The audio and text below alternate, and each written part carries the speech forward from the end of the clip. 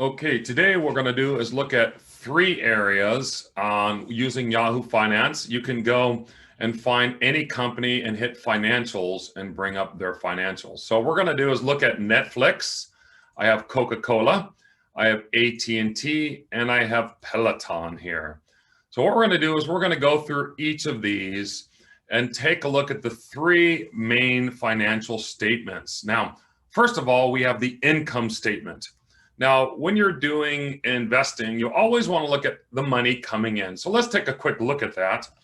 And let's start with a company you're familiar with, which would be Netflix. Now, the total revenue, now we can see here we have yearly, so 18, 19, 20, and this is the year to date. So the total for the 12 months, TTM, total for the 12 months, okay? We can also do quarterly if you want to get even deeper to look at how they do quarterly, but usually annually is good. So every year, let's look at them. Now, one thing you want to see is increasing revenue. Look, they had, now this, to let you know, is in thousands. So you add three more zeros here. So we're talking about 24,996,056,000. So we're looking at $24 billion. Now, one thing about revenue is look at Netflix is going up every year, 11 billion, 15 billion, 20, and 24. That is a good thing. Look at Coca-Cola now. Let's go to Coca-Cola. Coca-Cola was 31, 37. It went down a little bit in 2020. Maybe not a lot of people using Coke products. Let's look at AT&T now. Same thing here. Look at their total revenue. 170, 181, it went down here. So Coke and AT&T not doing so well on these. Let's look at Peloton. Now Peloton went public in 2019, but look at the growth here. We see the 18 total revenue, total money coming in, 19, and look at 1.8, now 2.9. Okay, so now we're looking more in the millions, and hopefully they're going to get into the billions, right? So what you want to do is look at the total revenue is what money is coming in. And I like to see them going up. That means they're increasing their revenue. Okay, that's a good sign. Now, the cost of revenue is what it costs them to basically bring in that money. It's not all the costs, but it's the basic cost to basically bring in that revenue. Now, we're not talking about pre-taxes and taxes and all these other little areas of expenses. We're just looking at the cost of revenue, basically. Now we can look at the gross profit. You also want to see gross profit going up. That means that they're actually not spending a lot more money to make this money. And you can find out how they're doing. Like, look at Coke here. The cost of revenue went up in 2019, but then went down here. Okay, now, right, this is 2021. So we see that their gross profit went down 18, 19, 20. So their gross profit is going lower. Now, AT&T, you look at their gross profit, we see that it's 91, 97, 91. So 2019 looks like a good year. 2020 was back to the year of 2018. Now, you can do this with all of the companies, but let's just go back and keep going so that we don't get too confused. Okay, now what we have this thing is called operating expense. These are the operation of the sales, paying for people, equipment, and these kind of things. The overall operation, not the cost of revenue that basically is, let's go to Coke, that would be easier. So Coke would be, the cost of revenue would be all the grain and the water and the syrups and the sugars and the bottling to make it. Operating expenses is basically all the other overhead. You're going to have advertising and Super Bowl ads and just to basically operate the facilities and pay for people. Now we're going to look at operating income. Now let's go back very quickly to our Netflix, and you'll notice that Netflix from 17 to 18 to 19 to 20, look at here, they almost doubled their operational income there. Okay, so you can see the expenses here stayed pretty flat, but their income went up higher. So if you had a ton of operating expenses more, let's say that the cost of revenue and the operating expense are really high, your income would be negative. But you see Netflix here does a pretty good job of making money, okay? So let's go back to Coke here. Now, Coke has some pretty high operating expenses, and there's their income. Their income's about the same here. So they made $33 billion. But by the time everything was done, all their total income on the operations and everything basically going on, they're making about 10 billion. That's pretty good. It's about 30%. And what we can do is look at here their total revenue, and then what happens with their income. What is the difference? Now, AT&T brought in a lot of money, but it cost them a lot of money, and their operating expenses were really high. So you notice that their actual income after the normal operation expense, they still have 25 billion, but man, they made a lot more. Now let's look at Peloton, because Peloton is not making money as of the date. Of course, these are 2019 is when it went public. So these are the official publicly traded numbers here. Very big and growing. So COVID-19 for them was a boom because everybody's inside riding bicycles. Total revenue, the cost. So here's the gross profit. Oh boy, look at that. Operational expenses. That was almost as much as this the cost to make the bicycles, basically, right? So their operating expenses are really high. So now their income is in the negative. Now, most new companies and growing companies, they're not going to make a profit. Remember, a lot of big companies like Amazon did not make money for quite a while. Tesla was the same way. Most companies don't make money in their first few years because it's cost a lot of money to maintain their companies. So you really want to look, let's go back to Netflix. You want to see total revenues growing. The cost of revenue, you don't want to see growing too much. It's going to grow a little bit. Gross profit's pretty good. But your big thing is your operating income, what is left over. Now, there's more numbers here that we can look at, but they're a little confusing. This one here is net non-operating interest income expenses. So this is like interest income. Maybe they're paying interest on something. There's pre-tax, before their tax income. There's tax provisions. All these things, and like net income common stockholders, which is kind of confusing, but it's basically doing with income coming in and common stockholders and how they dilute things down. It's really, really confusing in this area. But to not be confused, I tell people, look at their not operating income.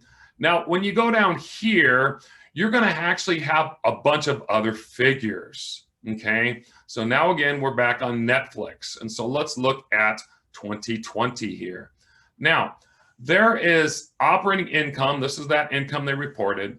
But now there's some more expenses. And now expenses are very complicated because every business, maybe they're making a bunch of movies right now. So maybe there's all these expenses they paid out. They haven't actually made the movie yet, but maybe they had to hire a bunch of people and get all the props. So there's going to be other expenses in there. There's all kinds of income and net income. There's interest expenses. And here, when we see interest expenses, that means that they're paying on interest from loans, okay? Now, we have earnings before interest and taxes. You know, they're still earning money, okay, before taxes. Now, we talked about this last time. This is earnings before interest, taxes, and the amortization. And when you're deducting things and you're going through all kinds of rigmarole, you're left over with what's left over, right? And what you're going to do is all of these numbers here, depreciation, cost of revenue, net income from continued operations. Sometimes there's things that there's continuing and discontinuing. But to let you know, all of these numbers, if you really want to just focus on money. Are they bringing money in? Are they having money left over? That is what I really look at, because the rest of the numbers here can be very confusing. For example, Coke has all kinds of numbers in here. They have interest expenses. They have reconciled cost of revenue, which I'm not quite sure what these are. You'd have to actually go in and see what are they talking about on reconciled. Maybe there was some issues they had. And then they have normalized, and they have regular EBITDA, it's called. There's tax rates and calculations. if you go through each of these, for example, AT&T also has a lot of confusing areas in here. There's negative numbers and positive numbers. What you really want to do on the income statement, though, for all of these, one more time, is you really want to focus on revenues, the cost of revenue and their gross profit, and then operating income. Now, what's going to happen is, if you want to know what's left over after all these crazy things are going on, you go to the cash flow. Now, cash flow is basically the flow of cash, right? And what you're going to see here is talking about when all the investing and financing and income and taxes and depreciation, amortization, what you want to see is free cash flow down here on the bottom. You want to see a company that has money that's freed up, that's not tied up in operations in other areas. So let's go back to Netflix, okay? Now, Netflix, here, let me see, make sure, yeah, we're on Netflix. Operating cash flow, we talked about that. Now, 2019-18, it was negative, probably because they were probably making a lot of movies and doing all kinds of operational stuff. So maybe they did really good here this year. So these numbers are going to change. You really have to look at the history of the company and what they're doing. Now, Netflix is a growing company. If you would go to, say, maybe Coca-Cola, you might find that their total revenue, and their operating cash flow, look at that, their operating cash flows stays pretty positive here. So you kind of look at the older companies, they should have pretty good cash flow. Look at the free cash flow here in Coca-Cola. That's a steady Eddie. They're making money. Now, Peloton, we're not going to expect Peloton to have positive cash flows. Let's go to the cash flow. We're not going to expect them to be positive. Now, they're negative here, and now they're positive here. We're expecting maybe this coming year that they become positive, but it's not done yet, so we're not sure about 2021. So let's go back to, let's say Coke. Coke is a little easier. So to let you know, you're basically looking at cash flow. So here we go. Now they did all their basically manipulating and changing and taxes, and it's a big thing looking at income statements. But cash flow is pretty straightforward. Okay, operating cash flow, bam, 9 billion. Now, investing cash flow can be negative. Sometimes it's positive, like over in 2018. Maybe they invested and they loaned out money or something and made money. Sometimes the investing cash flow can be negative. Now, financing cash flow, a lot of times financing could be they're paying back their debt, right? If it's a negative number, or maybe it's dividends, usually the financing cash flow is negative when they're paying dividends. Let's go to Netflix, who does not pay a dividend. So let's go to their cash flow and see them. Oh, there we go. So their income paid and interest paid expenses. Now we go, they're basically in a more positive here, and their financing cash flow is positive here. Look at interest paid. Now they're having some kind of interest paid. Basically, they're financing. They're loaning money and lending money, and they're getting bank loans and things. Now, basically, you'll normally see when companies pay dividends like AT&T, and then you go to their cash flow, the financing area, financing cash flow is a lot of times it's negative here because they're paying out money through maybe dividends, right? Maybe they're buying back their stock. So let's go back to Netflix again. And notice here, their financing cash flow is positive. So that's going to be part of it because then you have an end cash position. Now, I like this one, end cash position. How much money do they have after they've done their cash flow and they're investing in their finances? So we see here that it's growing here in Netflix. So the end cash position is growing. Coca-Cola, end cash flow. Ooh, there we go. It's doing pretty well. They have money. That's good. AT&T, end cash position. Wow, they have money. That's pretty good. Peloton, end cash position. Ooh, there we go. They don't have a lot, but they have $1 billion. So that's pretty good, right? So now all these companies, looks like they're handling their finances pretty good. Now, what you really want to do is you're going to go down here and there's income paid and interest and capital expenditure, issues of common stocks if they're going to give out more stocks, issues of debt. Now, sometimes they issue debt, sometimes they don't. Free cash flow. Now, we see in Netflix, their free cash flow is positive here and negative here. But remember, Netflix is growing. So you do want to see some free cash flow. But if there's a negative free cash flow over here, it's probably because they're paying off. Maybe they're issuing debt. Maybe they're trying to get loans and things. It's hard to say looking at these because they're not going to break them down. But let's look at Coke. Free cash flow, looking good. Look at there. They're doing good free cash flow every year. AT&T, not bad. They got some free cash flow. Peloton, now we told those were not minus cash flow, so they're losing money.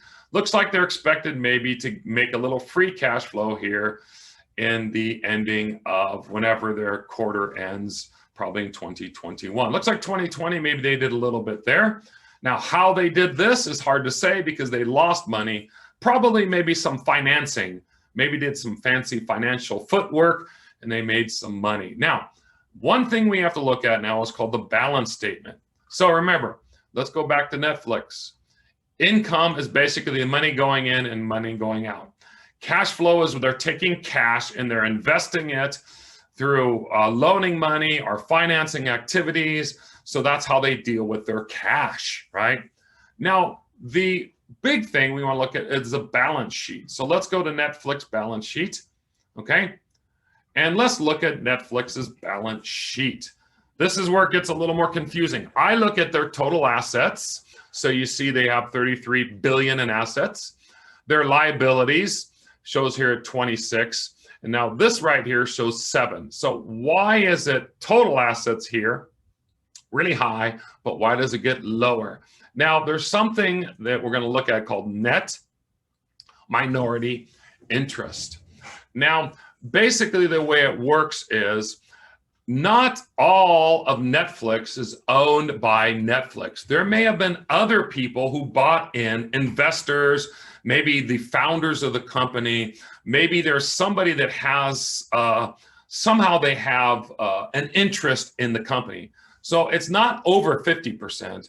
That's why it's called minority. Now, every one of these will probably have this. Let's look at Coke, and let's go to this area here. Now, you notice here that they have total liabilities net the minority. Now, once you take these things out, there's a minority interest in there. Every one of these companies has either somebody or something, or maybe they have another company that's partial owners. That could happen. And that's why we see these difference in the assets going up and going down, because other individuals, other corporations, other people may have some kind of hold on the company. Maybe they own a part of it. So the assets are not really Netflix's. Maybe they're owned by a production company.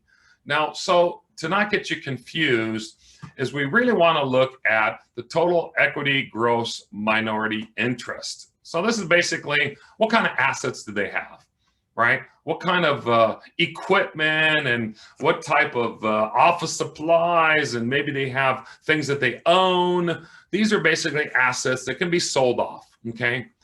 Now, total capitalization has to do with the total capitalization of the company, which I don't look at a lot of. We have the common stock equity, and this is basically what is left over for your average stock owners. What kind of equity do they have? What kind of money do they have if everything's sold off? It's kind of like a book value here. So you see 11,065. It's kind of part of what we would call the book value. That's called the common stock equity. Now, what I really look through at all these, you're going to have workable capital, net tangible assets. Sometimes they have other assets out there. Sometimes there's a total debt and a net debt. Now, the total debt and the net debt, this is what I always look at. Because if you just look at assets here, they all are showing assets, right? Every company is going to have an asset. Look at Peloton. Let's see what they're going, their cash flow. Let's see. Oh, their balance sheet. Sorry. Balance sheet. Let's see. See, they even have some assets. Now, here it's negative, but they weren't public. So when Peloton went public, there might have picked up some kind of assets, right? They might have picked up some kind of shareholder, people that put something into the company. So assets are just things that they all have, but I really like the debt. I look always at debt, debt, debt, debt. All of these numbers can be played with and they change over time. One year they're positive, one year they're negative. I look at the debt. How much debt do they have? Now, the total debt is just the total debt they owe. Now, a lot of times if you go to their website, it'll show long-term, maybe over 5 or 10 years. Short-term debt would be like 1 year debt. Now, net debt basically means what is their debt that they basically have left over if they could pay off, take their cash flow, pay everything down. What kind of debt are they looking at? The net debt is more of an interest for us over the next year or two. We want to look at net debt. Total debt, if it's too high, really, really, really high, that means it's going to take forever to pay off that debt. Not too bad. They're at 8,000, so they're at 8 billion in debt. Now, it sounds like, wow, 8 billion is a lot, but you know what? Their free cash flow, if we went to Netflix's cash flow and look at what kind of cash they have on hand, we'd probably find that they have a lot of cash, so it's okay. This is not too bad. So it's about half of their total debt right here. Now let's go a little bit scary here. Let's go to the big boy. Let's go to AT&T. Now AT&T, if we look at their total debt, that total debt is 179,447,000,000, 179 billion. Their net debt is 147 billion. That is a lot of debt. I would not touch AT&T stock here. I believe their debt is way, way too high. That is a lot of debt. So let's just go to their cash flow, okay? So you're like, wow, they got 27 billion. Not bad, 27 billion. Okay, they have some cash. Yay, 27 billion. But then you look at their debt, it's 147 billion, right? So it's like 6 times the debt. It's going to take them a long time to pay off this debt. I think AT&T is going to be in trouble. As long as they have their cash flow, that's good. Something goes wrong with their cash flow, they're in trouble. Let's look at Coke for an example, okay? So let's go to total debt is 42 billion. Net debt is 35 billion. Well, you know, Coke has to have a debt because they're actually making things that they're actually selling, right? They have all their different sports drinks and the stuff that they sell off their other products or packaged good products. So they're going to have a debt. And you notice their debt is pretty consistent here, okay? So basically, I always look at debt, how much debt and how much cash flow. So let's look at their debt here. Net debt, 35 billion for Coke. Well, let's see how much cash they have. Cash flow. Well, their free cash flow is about 8.6 billion. So actually not too bad. Now, they do some other things here that you'll look at in the cash flow that's interesting. Now, here in Coca-Cola, it shows that they issue debt, and repayment of debt. Why are they issuing huge debt and repaying debt? Some of these big companies are kind of like a bank. They kind of finance their debt. They can issue off debt, they can pay off debt, they can get a loan here and pay it off cheaper in other places. Coca-Cola is really good at doing this. They play with this debt, right? And now companies like Untitled Capital, some of them, that's all they do is they buy debt and sell debt. So don't be too confused with this issuance and repayment of debt. What I really look for is on their balance sheet, how much debt are they continuing to hold? Is it going up? Is it going down? Now here we see on Coca-Cola, their debt is going down every year. That's a good sign. Let's see about AT&T. Let's look at their debt. Now their total debt was 113 and let's see, 17. Then it was 171. Then, they paid some down at 148. Why this huge increase in debt? I think that's when they bought, I don't know, DirecTV or one of those. So they're buying up companies. So maybe debt's good because they're buying a company that can make them money. So when you're looking at all these things from cash flow, balance sheet, income statement, it can get very, very, very confusing. But try to simplify it, and let's go to simplification. Here we go. I know this is a little long, but here we go. Total revenue, cost of revenue, then the gross profit. Then when they do all their operational expense, what is left over? I like to see them growing. Netflix is a growing company. That looks good. That's what you want to see. Let's go to Peloton because it's a little bit newer of a company, but let's see how they're doing. Now, their revenue is showing it almost doubled here. It about doubled here, and looks like it's maybe 70% increase here. Their revenue is going up, up, up. Now the cost of revenue, it's going up as well, but look at the gross profit is going up. That's good. Now operational expense, this is going to be a big trigger here because they're going to pay a lot of money in operating and trying to get more people to buy their equipment. So you see that their operating income was actually negative here. It got a little bit bigger here. Hey, it went down a little bit here, their operating income. So now we're looking at maybe getting some profitability, maybe even next year, 2022. That's why if you go to Peloton and you look at their chart, you'll probably see that it's skyrocketing up. Now right here it got pretty expensive, so it dropped back down to $120. But remember, we're looking at growth for this company, right? So let's go back and look at some charts. So Netflix looked pretty good. It's pretty solid. It's growing. It's making money. It's not doing anything negative. The debt's pretty well. So let's look at their chart. There we go. Their chart over the past 5 years. There it is. It looks like it's pretty steady up. There we go. Great looking chart. Let's look at AT&T. Heavy debt. Cash flow not doing so great. Revenue we saw was dropping. Let's look at their chart. Aha, not looking so good. Up and down and up and down and up and down. Mostly going down here. We see that it peaked up here.